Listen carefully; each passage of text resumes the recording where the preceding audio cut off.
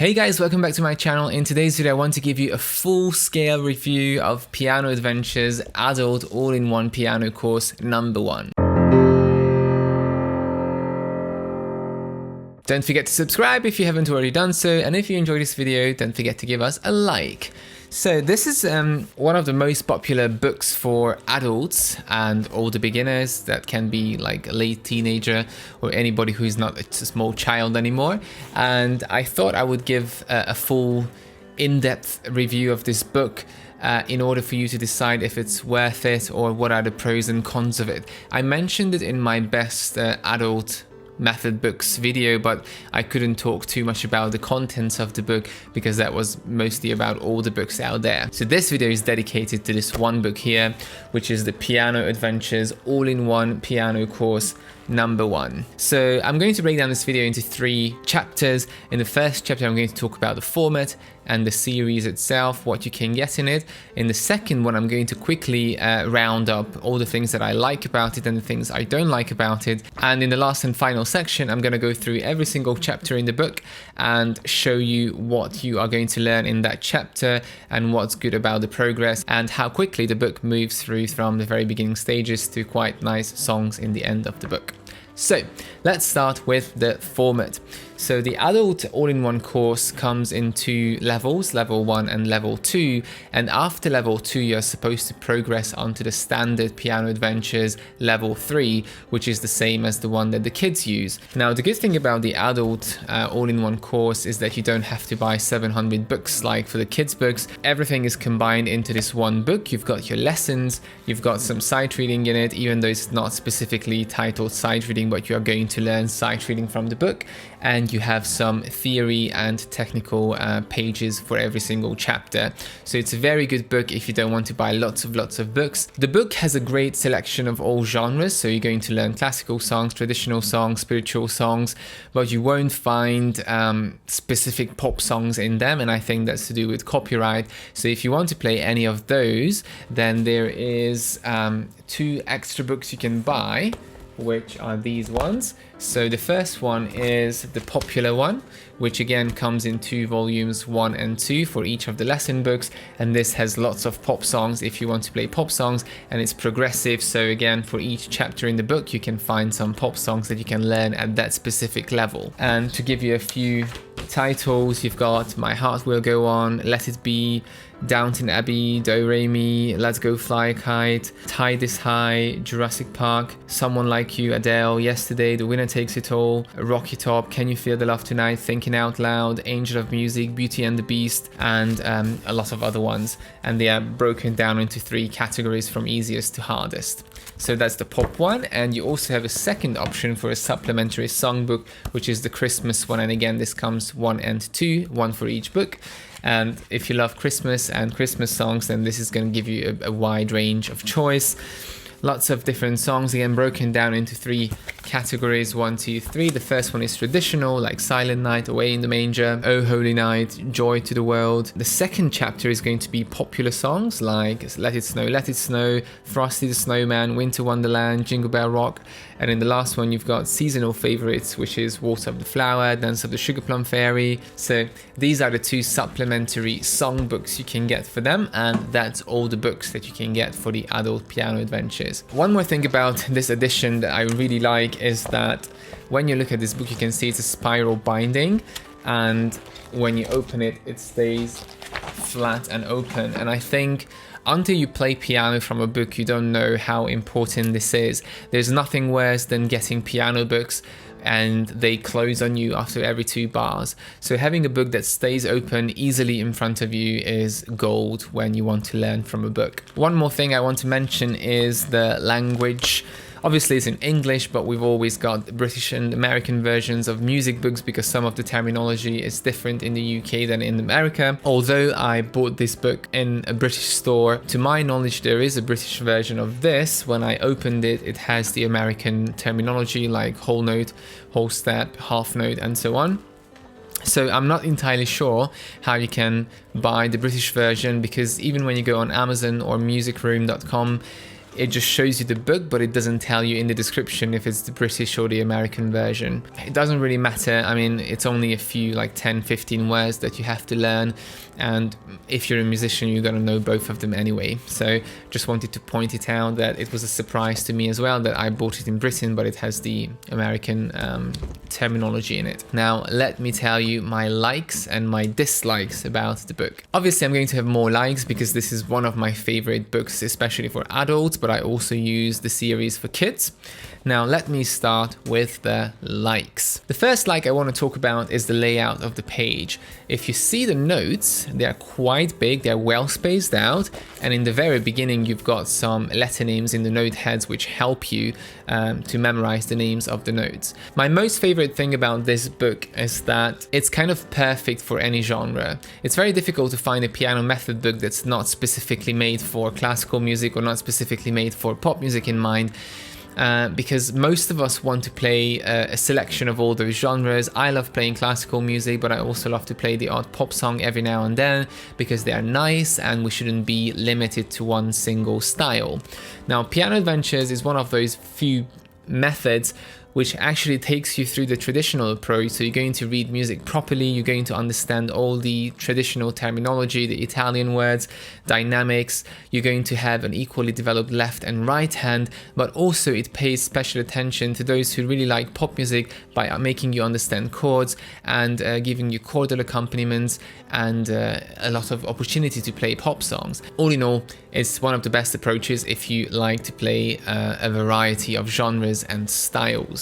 Another thing I really like about the book is that it encourages you to read notes by intervals, and that basically means that your sight reading is going to improve much quicker. Interval reading just means that you're basically recognizing patterns and shapes instead of trying to work out every single note as you read the music, and that's one of the most efficient ways of reading music, and this book does that really well. So your sight reading is going to improve very quickly if you follow this book. Another thing you'll enjoy in this book, especially if you don't have a teacher, is that there are accompaniments for every single piece in the book, and you can find those online. There is a website that you can follow, it's in the book. You don't have to put in any codes, it's freely accessible to anybody even if you don't buy the book, and the accompaniments come in two different speeds. There is a slow speed and there is a faster speed, and they are quite fun. They're orchestral, so it's not just a piano accompaniment. However, if you have a teacher or a friend, then you'll see in the book that every song has a piano accompaniment, or almost every song has a piano accompaniment in the bottom, and they're really nice piano accompaniments, so even on your lesson your teacher can accompany you, and the very simple sounding songs can sound much nicer even at the very beginning stages before you can play any more complex interesting sounding songs. As I mentioned in the intro, the book combines everything. It's an all-in-one method, so it has technical drills and music theory as well. Now, at the end of every chapter, you're going to have one page which is titled 3-minute technique, and here you've got very nice finger exercises that relate to what you learned in that chapter. And on the next page you've got music theory for each and every chapter, which is a combination of writing notes and some written questions, but you also have some oral tests where your teacher is supposed to play you certain things and you have to recognize them by ear, just like intervals or chords, or which note is higher, which note is lower. And you also have some very short sight reading examples in them. The pace of the book is, I would say, slow to medium, but very close to medium. There are definitely other books that progress much quicker, but this one is a little bit on the slower side, and I think that's perfect if you learn by yourself. Now, sometimes when you get a more talented student or someone who picks up things very quickly, they might find it a little bit slower. And this brings me to another point, that many of the songs that come after each other, they sound a little bit similar to each other, and in that case, when I have a student who can master something from the first song, I wouldn't make the student play both songs. I would just pick the nicer one and go on to the next chapter. And just a few more words about the repertoire inside the book. Although I find most of the songs very enjoyable to play, some of them are kind of a copy from the kids' book, because you can see some childish songs and nursery rhymes in the very first few chapters, and there are quite a few songs which have been oversimplified. So they are big classics like, Ode to Joy or Mozart's Little Night Music, things like that, but they appear in the very first chapters of the book. And I do understand that they basically wanted to bring in music that you recognize even in those first few chapters, but when some of these songs get extremely simplified, they kind of lose the charm that they have because it just doesn't sound as nice anymore. But anyway, compared to other books at similar level, I still think the songs are far more enjoyable than in many of the other books I've seen. And as I said, you can learn from this book by yourself if you want to. I don't think it's specifically been created for solo learning, but given the amount of information inside the book and the resources, the accompaniment tracks and all the explanations and music theory explanations inside the books, I think it's totally possible to learn from it by yourself. Now, let me say a few things that I don't like so much about the book. There are not too many, but a few. The first thing that I pointed out in my other video as well is chapter 1, which I absolutely hate, and I try to miss it out with every student that I use this book with. So the reason why I don't like chapter 1 is because it looks like this. So you're basically playing music just by looking at finger numbers on random notes that you don't even know what they are, and it's an entire chapter trying to make you play songs pre-notation without reading any music. And that's not even the worst part. The worst part is that they put so much information into the first chapter, all the note values, dynamics, chords, intervals and pedal and things like that, that I think that's way too much for someone to look at in a first chapter. However, when you get to the second chapter, the whole thing changes. It goes into notation and it takes a very slow pace. With every new song you learn a new note in the left or the right hand. Apart from the first chapter, I really like the structure of the book and the pace, but the first chapter is just this kind of American method where you want to play just by looking at finger numbers. I don't know, maybe it's just the way I was brought up. I never did playing by numbers. I started with notation as a child, and that's how I've been teaching my students.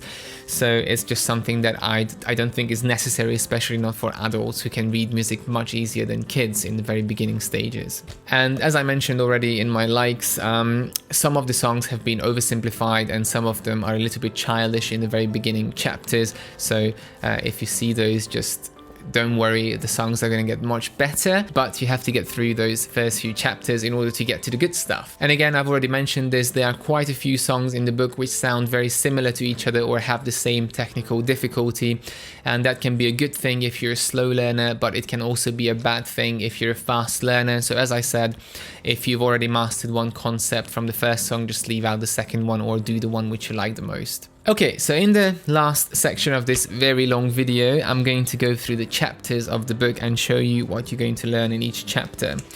So the first chapter introduces you to very basic concepts, the piano, posture, how to hold your hands, little pictures, and finger numbers and so on. So again, it's so good when you learn by yourself because you see pictures of everything. It's not just a dry explanation. And there are also some videos online that you can use with the book which explain you some concepts. And then in the first chapter, apart from these, you're going to learn about the basic note values, which are crotchet, minim and semibreve.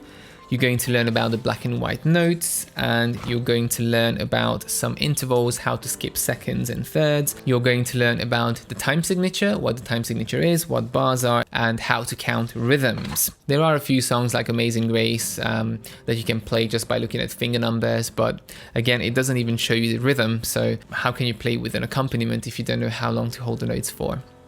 Anyway, so that was chapter 1.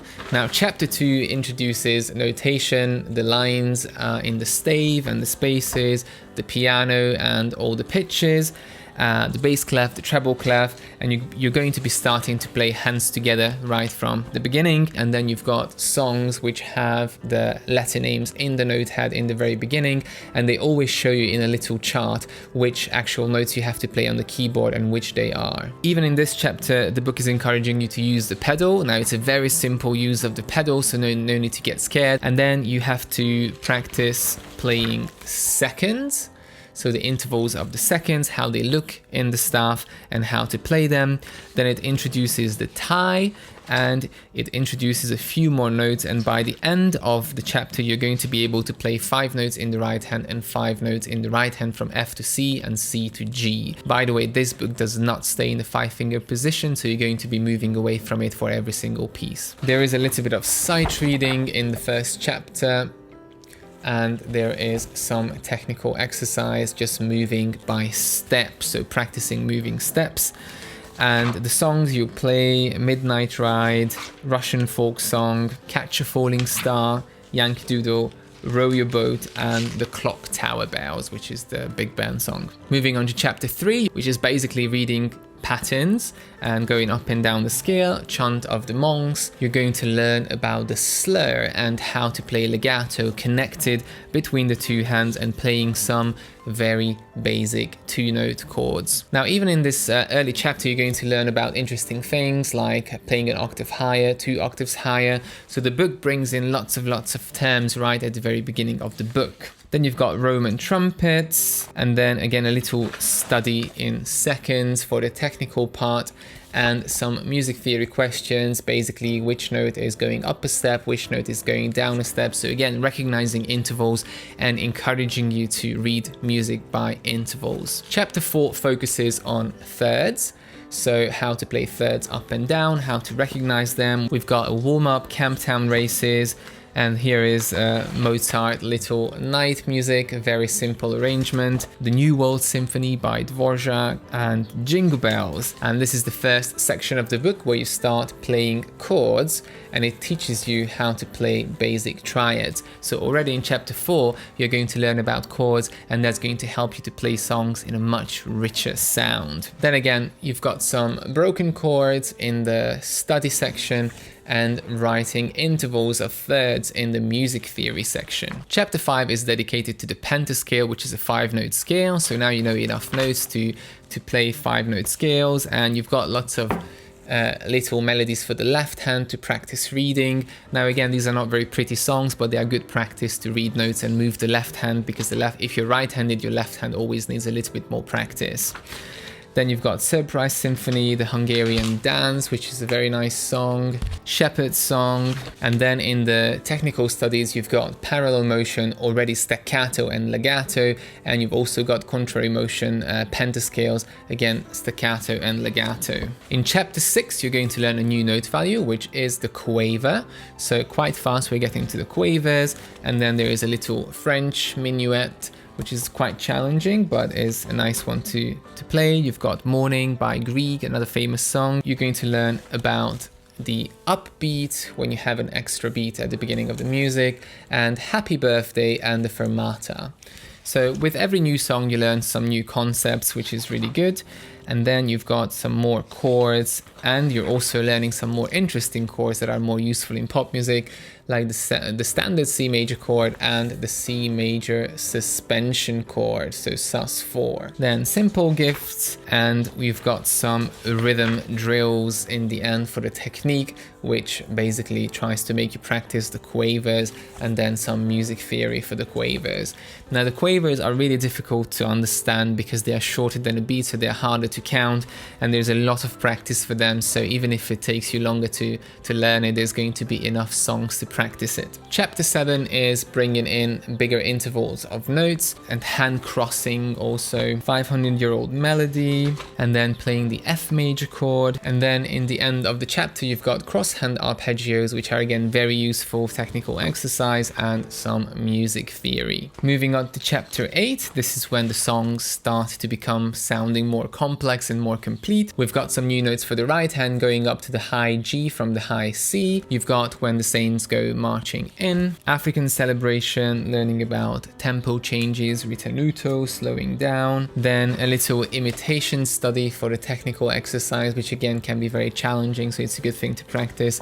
And writing notes which are further away in the staff. Chapter 9 is bringing in another pentascale, so playing things in G major, the G pentascale, and also more new songs. There is quite a few famous ones, the Musette, the African fiddle tune. You learn also about tempo marks, allegro, andante, and that's the famous Bach song. Then here is a lovely theme by Mozart, then some more music theory and technical studies, and in unit 10 or chapter 10 you start learning about accidentals, sharps and flats. You've got some nice songs for that, and as you get through these chapters the songs are getting nicer and nicer. Green Sleeves, Romance by Mozart, Sleeping Beauty Waltz, and you can see that they are becoming more and more complex. Chapter 11 is going to focus on bigger intervals, which are the fourths, the fifths and the sixths, and lots of songs for that as well, to practice them, to recognize the shapes. Promenade, Chinese Kites, Oh Danny Boy, New Age Sound, Aria by Mozart, The Lion Sleeps Tonight, a big favorite, Nobody Knows the Trouble I've Seen. So lots of spiritual songs, as you can see, and classical ones.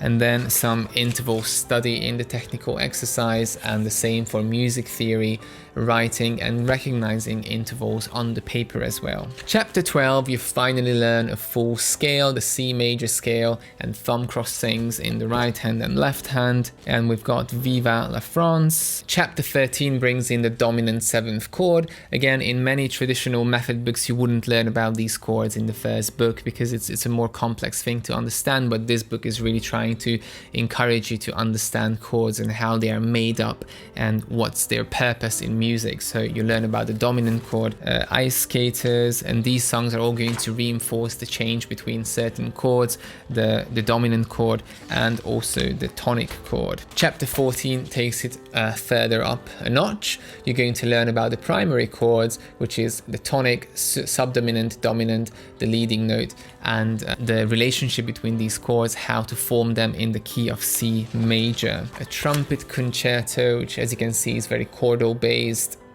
and it's about the relationship between tonic and dominant. After that you've got a very famous song, The Entertainer by Joplin. Home on the Range, lead sheet. Now this is the first lead sheet in the book, and the lead sheet basically means that you've got the melody and chord symbols above that you've already learned in the previous chapters, and the book is encouraging you to improvise and come up with your own accompaniments to accompany the melody. And in the final chapters we've got the G major scale, and I think this is the final chapter. 16 has primary chords in G major, so the same as in C. You've got Alexander March, so more complex songs, and finally Amazing Grace in a more enjoyable version with chords and pedal and dynamics and all of that. Then you have a little bit about inversion of chords. Now I think that's a little bit too soon to introduce for a beginner, but anyway, the book talks about it a little bit, and some more lead sheets in the end of the book, and that's the end of the book. You've got after that your chart of pentascales and arpeggios, which look like that. And that's basically the end of the book. So I hope that this little walkthrough gave you an idea of what you'll find in the book and how fast it progresses in difficulty and through concepts. As I said, the first book is going to teach you so much and so many of the basic concepts and rhythms. Obviously, book 2 is going to take it further up, but it's a great all-rounder, all-in-one course, and I can only recommend it to everybody. If you have any questions, don't forget to leave them in the comments. Thank you very much for watching, and as always, subscribe for more.